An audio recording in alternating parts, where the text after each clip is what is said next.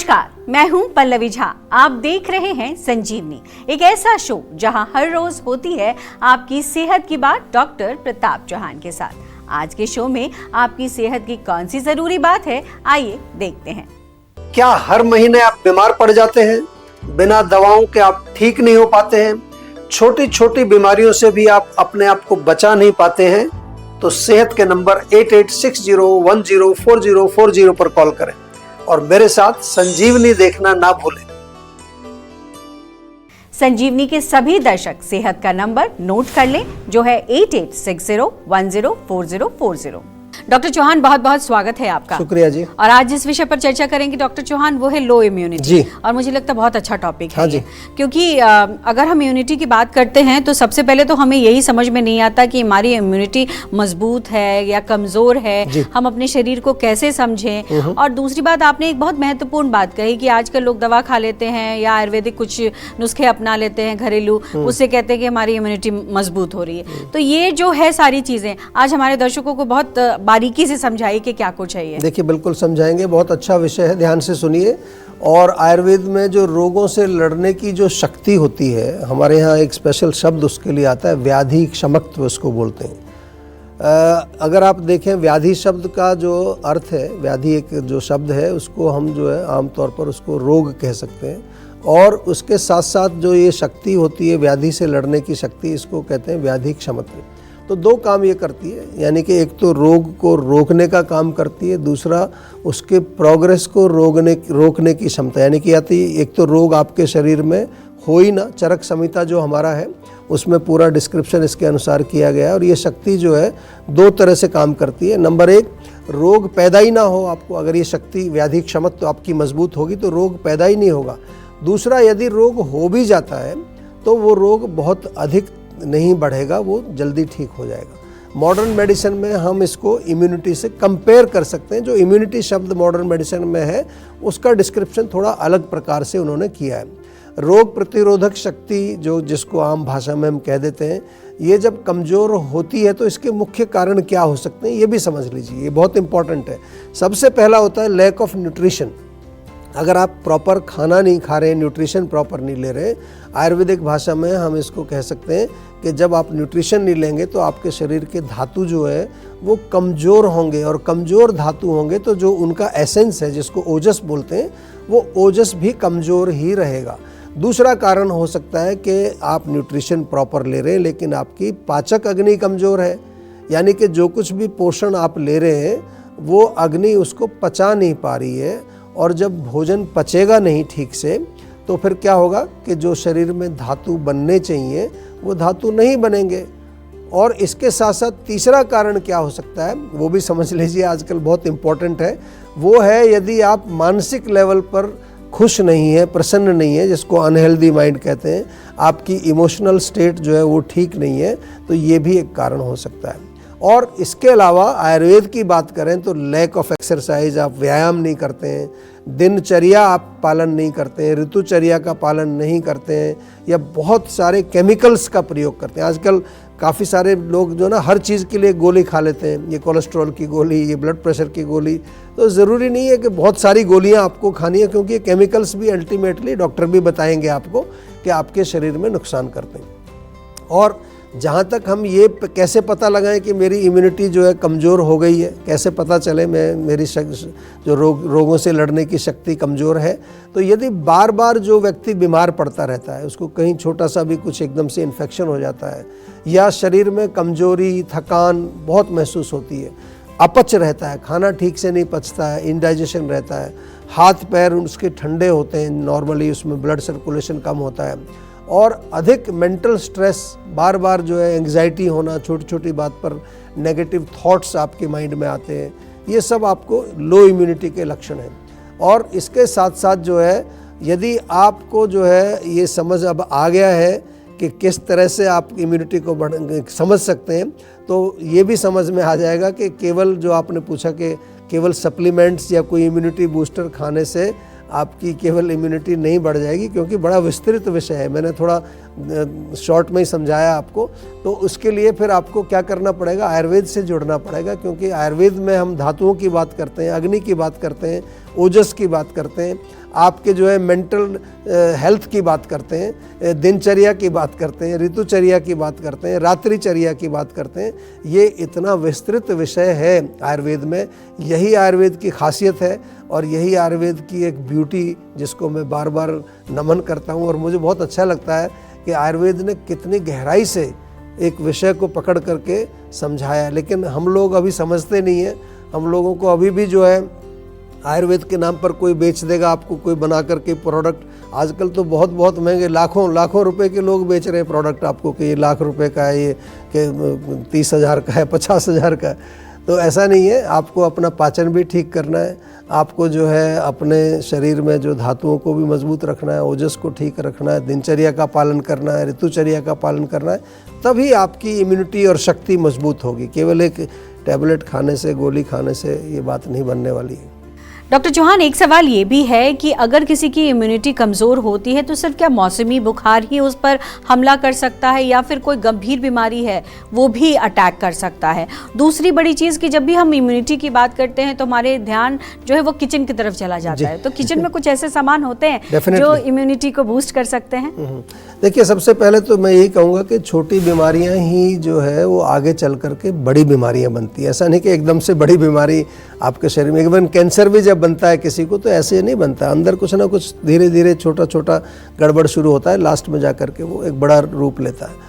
तो इसलिए जो गंभीर बीमारी हो चाहे वो छोटी बीमारी हो, दोनों ही आपकी लो इम्यूनिटी से डेफिनेटली कनेक्टेड है। हमने तो पहले ही बताया कि रोग हो ही ना शरीर में, और अगर हो गया तो आगे ना बढ़े। आयुर्वेद में तो उसी को हमने व्याधि क्षमत्व बताया। तो इसलिए जो है हमारी जो ये रोग प्रतिरोधक शक्ति है, इसको समझने का आपको प्रयास करना है। मान लो आपको रेस्पिरेटरी सिस्टम वीक है तो उसमें क्या होगा, आपको निमोनिया हो जाएगा, ब्रोंकाइटिस जैसी रोग आजकल होते हैं। अगर आपकी त्वचा की इम्यूनिटी अगर कमज़ोर है तो आपको त्वचा के रोग हो सकते हैं। इसके अलावा अनेक प्रकार की एलर्जीज़ जो आजकल आप सुन रहे हो ना, किसी को नाक की एलर्जी, छींकें आ रही हैं, किसी को सांस फूल रहा है, स्किन की एलर्जी हो रही है, फूड से एलर्जी हो रही है, गेहूं से एलर्जी है, किसी को बादाम से एलर्जी है। तो ये जितनी भी एलर्जी हैं, इसको हम तो आयुर्वेद में एक ही मानते हैं कि आपकी व्याधि क्षमत्व यानी कि आपका रोग प्रतिरोधक बल जो है वो कमज़ोर हो गया है। तो गंभीर रोग भी जो है, जैसे HIV है, एड्स आपने सुना है ना, एड्स, उसमें तो लिखा ही है कि इम्यूनिटी के कारण ही होती है, लो इम्यूनिटी के कारण एड्स होता है। आयुर्वेद में भी इसको ओजक क्षय के नाम से एक इसको हम कंपेयर कर सकते हैं, एक रोग लिखा है वहाँ, ओजक क्षय, यानी कि जब ओज जो है, ओजस जो है वो कम हो जाए शरीर में, क्षीण हो जाए, तो फिर उसमें ऐसे लक्षण आते हैं जैसे बिल्कुल एड्स में हमारे लक्षण होते हैं। तो इसलिए आयुर्वेद में भी हम ये मानते हैं कि अगर जो गंभीर रोग हैं या आपके छोटे मोटे रोग हैं, उनका डेफिनेटली कनेक्शन हमारी इम्यूनिटी से होता ही होता है। और इसीलिए जो है आयुर्वेद में व्याधि क्षमत्व शक्ति को बढ़ाने के लिए, ओजस को बढ़ाने के लिए हम लोग प्रयास करते हैं। बहुत सारी हमारे पास ऐसे फार्मूलेशंस हैं। जहाँ तक आपने किचन की बात की है तो किचन रेसिपीज़ डेफिनेटली कई सारे आपके किचन में ऐसी चीज़ें होती हैं। सबसे पहले तो जो नट्स हैं हमारे, बादाम है, अखरोट है, काजू है, खजूर है, ये रात को भिगो दीजिए थोड़े थोड़े, सुबह मॉर्निंग में सेवन करिए, बढ़िया आपकी शक्ति आती है। दूध में तो हम आपको बार बार कहते हैं, हल्दी वाला दूध है, उसमें थोड़ी दालचीनी, थोड़ा केसर डाल के आप पिएं रात को, वो भी बहुत बढ़िया है। आंवला बहुत अच्छा एक इम्यूनिटी बूस्टर है। आंवला, फ्रेश आंवला मिलता है, नहीं तो जीवा का आंवला जूस आप ले सकते हैं, आंवले का मुरब्बा, आंवला फ्रेश, जैसा मर्जी खाएं। और इसके अलावा जो है, जो अच्छी क्वालिटी के आपको जो है अगर खजूर मिल जाते हैं, 3-4 खजूर दूध में उबाल करके आप पिएं, खजूर मिल्क इसको हम बोल देते हैं आम भाषा में। या फिर ताज़ा घर का पनीर बना हुआ, फ्रेश पनीर बहुत बढ़िया, अच्छा ताकत देता है। मूंग दाल का और जो ये आपका चना, काले चने जो होते हैं, इनके स्प्राउट्स बना करके आप सेवन कर सकते हैं। पालक और चुकंदर बहुत बढ़िया है, इनका आप सूप बनाइए, चाहे जूस निकाल करके पीजिए। 2 गाजर ले लीजिए, देसी गाजर जो आती है, उसको कद्दूकस करके आधा लीटर दूध में उबाल करके बढ़िया थोड़ा गाढ़ा हो जाए, वो पिएं। ऑफ कोर्स जो देसी घी होता है, शुद्ध देसी घी, हमारे यहाँ तो आपको A2 घी मिलता है जीवा में, बहुत अच्छा, काफ़ी हमारा अच्छा पॉपुलर है, बहुत लोग लेते हैं उसको। और शुद्ध शहद भी मिलता है, हनी जो मिलता है जीवा का। च्यवनप्राश मैंने ऑलरेडी कहा, जीवा प्राश का मैंने जिक्र किया, बहुत अच्छा है। एलोवेरा जूस है, आंवला जूस है, ये सब चीज़ें हमारी ऑनलाइन स्टोर पर आपको मिल जाएंगी। तो इसको आपको अवश्य सेवन करना है। चलिए अब जानते हैं आज का जीवा मंत्र। डॉक्टर चौहान, अगर मैं इम्यूनिटी की बात कर रही हूँ तो मैं जीवा मंत्र जानना चाहती हूँ इसका। और दूसरा ये जानना चाहती हूँ कि जो आपने कहा है कि इम्यूनिटी में जैसे आयुर्वेद से जुड़ते हैं लोग, तो क्या कुछ फर्क देखते हैं आप? क्या कुछ चेंजेस होते हैं? बहुत फर्क देखा है हमने लोगों को। जो हमारे से हम तो पूरा डेटा रखते हैं, पूरा कम से कम 20-25 साल का डेटा पेशेंट्स का हम रखते हैं, और हमने देखा कि उनके अंदर जो चेंज हमने देखे उनकी इम्यूनिटी में, उनकी स्वास्थ्य में, उसके मानसिक हेल्थ में। तो आयुर्वेद में एक स्पेशल ब्रांच है, ये मैं थोड़ा विस्तार से समझाना चाहता हूँ, जिसको हम कहते हैं रसायन शास्त्र, यानी कि ब्रांच ऑफ रिजुविनेशन। एक अलग से ब्रांच ही बनाई गई है आयुर्वेद में। आयुर्वेद में सैकड़ों ऐसे फार्मूलेशंस हैं जो धातुओं को पोषित करते हैं, व्याधि क्षमत्व जिसका मैंने पहले जिक्र किया आपको, जो बल होता है हमारे बॉडी में, जो रोगों से लड़ने की शक्ति होती है, उसको बढ़ाने का काम करते हैं। और अल्टीमेटली हम एक लाइन में कहें तो ओजस जो शक्ति है, जो हमारे शारीरिक बल, मानसिक बल, मनोबल, हर लेवल पर हमें जो है एक मजबूती देती है, उसको बढ़ाती है। तो जीवा में ऐसे बहुत सारे रसायन प्रोडक्ट्स हम लोग बनाते हैं। जैसे एक तो ओज शक्ति के नाम से हमारा कैप्सूल आता है। ऑफ कोर्स जो जीवा का शिलाजीत है, शिलाजीत गोल्ड है, या कई प्रकार के गोल्ड प्रिपरेशंस हमारे यहाँ मिलेंगे आपको जिनमें गोल्ड डलता है। जैसे कि बसंत कुसुमाकर रस है, रस राज रस है, स्वर्ण मालती रस है, जीवा की जो नारी सखी कैप्सूल्स हैं, बहुत अच्छी लंबी लिस्ट है हमारे यहाँ पर। बच्चों के लिए भी हैं, बच्चों के लिए पूरा हमने बाल अवलेह बनाया है। च्यवनप्राश तो मैं बार बार कहता ही रही हूँ, और एक हमने जो है एक स्पेशल एक और बनाया जीवा प्राश। जीवा प्राश के बारे में और डिटेल आप पता करेंगे। इवन जो सिंपल चीज़ें हैं, जो रसायन है, अश्वगंधा है, शतावरी है, ये सब रसायन का काम करते हैं। तो इसके अलावा जो है बहुत इम्पॉर्टेंट है कि आपको पौष्टिक और सुपाच्य भोजन भी खाना चाहिए। केवल ये नहीं कि आप ये खा रहे हैं, उधर जंक फूड खा रहे हैं, तो फिर बात नहीं बनने वाली। नियमित रूप से आपको व्यायाम भी करना है, प्राणायाम भी करना है, शरीर में तिल के तेल से मालिश करनी है। जीवा मेडिटेशन मैं बार बार बताता हूँ, यूट्यूब पर आप देखिए जा करके।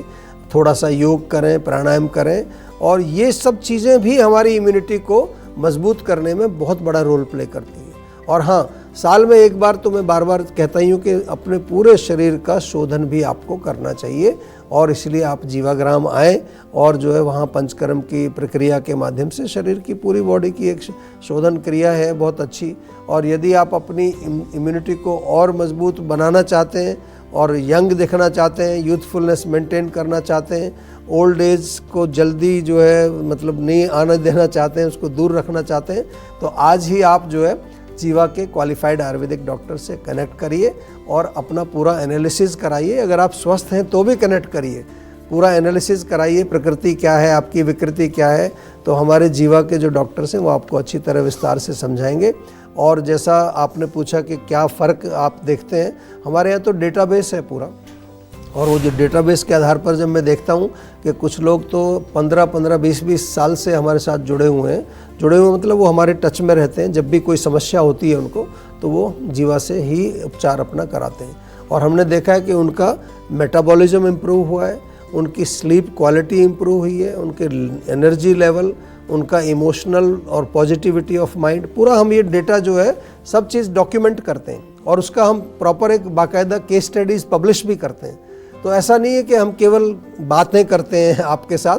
आपको अगर और विस्तार से समझना है तो आप most welcome, come to us, Jeeva में आइए और देखिए किस प्रकार से आपको हम प्रॉपर डॉक्यूमेंटेड सारे केस स्टडीज़ आपको दिखाएंगे। बिल्कुल टेंशन लेने से सेहत नहीं बनेगी। सेहत बनानी है तो सेहत का नंबर मिलाएं, जो है 8860104040, और डॉक्टर चौहान की टीम के डॉक्टर से बात करके गुड हेल्थ पाएं। खांसी, जुकाम या बदलते मौसम में अगर कोई अदरक का सेवन ज्यादा मात्रा में करता है तो क्या इसके नुकसान भी हो सकते हैं? किन लोगों के शरीर पर अदरक के साइड इफेक्ट्स जल्दी दिख सकते हैं, बताएंगे डॉक्टर चौहान। लेकिन एक छोटे से ब्रेक के बाद आप देखते रहिए संजीवनी।